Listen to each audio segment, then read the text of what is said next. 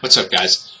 Today I want to get off this video. This video is going to be on growth hormone and insulin use in bodybuilding, and why the current belief of using growth hormone along with insulin at the same time produces synergy is wrong. So basically, growth hormone works by enhancing the lipid metabolism, right? It increases fat loss, all that kind of stuff. And insulin and IGF-1 increase glucose metabolism. It increases glycogen stores in your muscles, all that good stuff. And these both work in homeostatic mechanisms, which basically means that growth hormone and insulin work antagonistically. When one of them is working at a high rate, the other one's going to be working at a low rate. You cannot have both growth hormone and insulin working at high rates simultaneously. What I also want to point out is that increased growth hormone, even in the physiological ranges, increases insulin resistance. And I'm going to link a study in the description box of this video, but you can look online. There's plenty of studies that point this out. So there's also that information out there for you guys to look at. And growth hormone will dramatically decrease insulin sensitivity for periods ranging from hours to even days. It really depends on the administration route that you take and the dosage of growth hormone that you're administering.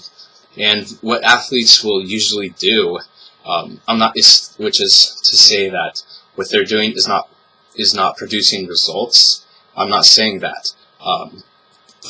The reason they are getting results, however, is because they're using the typical kitchen sink approach by just throwing in whatever they think works in extremely high dosages, which obviously is going to work, but it's not going to be working as effectively as compared to if you know the science of these biochemical mechanisms and if you know what you're doing. So what I'm going to go over is just how you can still use growth hormone and insulin simultaneously if you're careful with the timings. And what you can do to prevent any kind of negative interactions between these two is basically by timing GH in a pulsatile fashion and spreading that dosage administration further apart from insulin as far apart from insulin as you can.